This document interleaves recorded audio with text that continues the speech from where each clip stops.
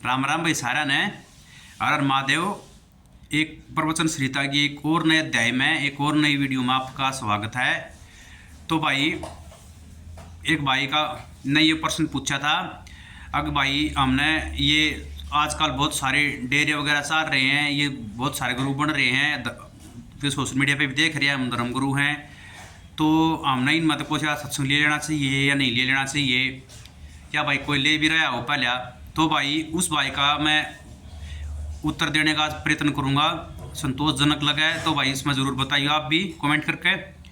तो भाई मुद्दा ये ना है कि परमात्मा को प्राप्त करना है। अब तो भाई आज यार गुरु बनाया, काल उड़ बनाया, परसों उड़ बनाया, या सोशल मीडिया पे जिसके ज़्यादा फॉलोअर हैं उसने देख कर आप भी फॉलो कर लो।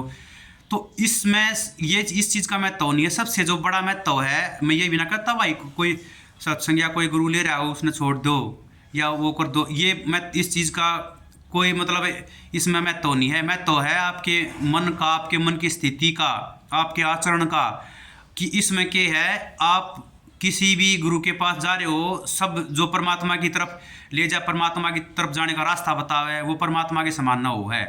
वो व्यक्ति, वो गुरु परमात्मा के समान ही हुआ है जो परमात्मा को जानने वाला है और ऐसा मार्ग आपको बता दे, प्रशस्त कर दे कि जिससे आप परमात्मा को जान जाओ और उसकी तरफ आप निरंतर अब प्रयत्नरत हो जाओ और प्रयास के द्वारा उसको जान जाओ और पालो, वो तो ब्रह्म के समान हो भाई। तो सबसे पहले हमने अपने अंदर सुधार लेना पड़ेगा। अपनी जो मन की स्थिति है वो ठीक करनी पड़ेगी, अपना आचरण, अपना चरित्र वो ठीक करना पड़ेगा। इसको मैं आपके उदाहरण के द्वारा, और छल नहीं होना चाहिए भीतर भाई मन में। दिखावे वाला त्याग, दिखावे वाला आप कर रहे हो, छल छोड़ दिया हमने तय और न तो परमात्मा सर्वव्यापक है, सर्वज्ञ है। वो प्रत्येक प्राणी के, प्रत्येक क्षण के, प्रत्येक कर्म को जानता है। ये मैं नहीं कह रहा, आप भगवत गीता उठा कर देखोगे उसमें भगवान श्री कृष्ण स्वयं अर्जुन को ये बता रहे हैं जो कि हे अर्जुन, कि मैं प्रत्येक प्राणी के, प्रत्येक क्षण के, प्रत्येक कर्म को जानता हूँ, लेकिन मुझे कोई नहीं जानता।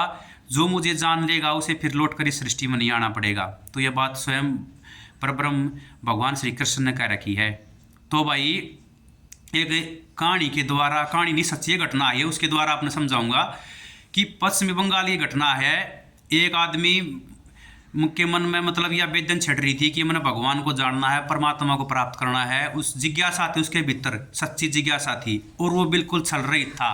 उसके भीतर कोई छलना था, निश्चल था। जैसे एक छोटा बालक हो ना, शिशु है, उसकी बात ही मन होना चाहिए, बिल्कुल निश्चल, ज़्यादा क्षणपति भी नहीं चाल लगी भाई। तो फिर वो एक गुरु की तलाश में गया तो देखा कि भाई माता भगवती काली का एक उपासक था, वो मिला उसने। तो वो उसके पास चला गया, लेकिन वो जो उपासक था वो शराब भी पिया करता।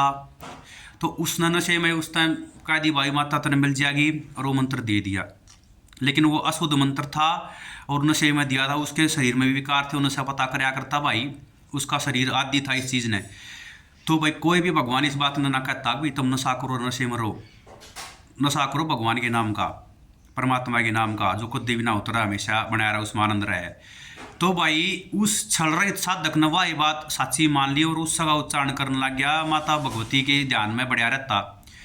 जब उसने यो प्रयत्न करते करते 1 साल हो गया तो एक दिन माता भगवती भद्रकाली प्रकट हुई उसके सामने। अरनु बोली, यो जो तेरा गुरु है यो तने गलत शिक्षा दे है, यो तने तेरे विशुद्ध मंत्र दे रखा गलत, और यो इसका आचरण खुद ठीक ना है। तो साधक आकड़ गया, बोला मेरे गुरु तो कुछ मत कह दिया, गुरु भगवान के समान है, भगवान तो भी बड़ा है। जब अगर इसने गलत चीज़ मेरे बताई होती तो फिर आपके 1 साल के भीतर आपके दर्शन मैंने कैसे हो गए।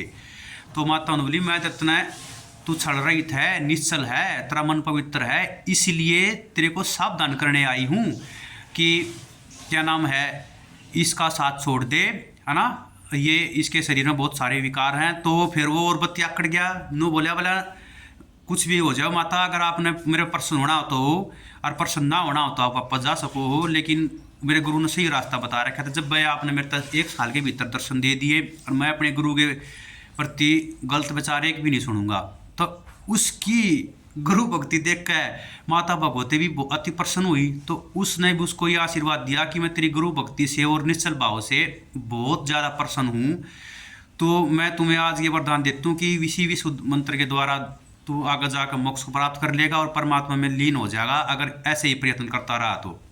तो इससे हमने क्या शिक्षा मिली भाई, इससे हमने यह शिक्षा मिली, उस जो जो चेला था वो उसका अंतःकरण बिल्कुल श्रद्धा भाव निश्चल था और परमात्मा को पाने की उसके अंदर सच्ची जिज्ञासा थी। तो ये चीज़ मैटर नहीं करती कि भाई उसने किसको गुरु माना और क्या बनाया है, तो उस मेन चीज़ कर है भाव की, भाव।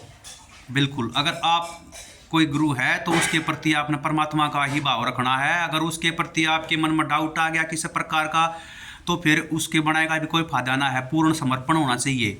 बिल्कुल, जैसे परमात्मा है उसके समान ही वो है जो परमात्मा की ओर ले जाता है, क्योंकि परमात्मा को जो पाने का, उसको जानने का तरीका बता दे और उसकी तरफ ऐसा मार्ग बता दे जिससे हम चल पड़े और उसको जान जाएं, तो उसका आसान तो भाई वो तो भगवान से भी बड़ा हो गया। तो आशा करता हूँ कि भाई मैं इस प्रश्न का उत्तर देने में सफल रहा हूँगा। अगर फिर भी कोई डाउट रह गया तो उसका भी को दूर करने का प्रयत्न करूँगा।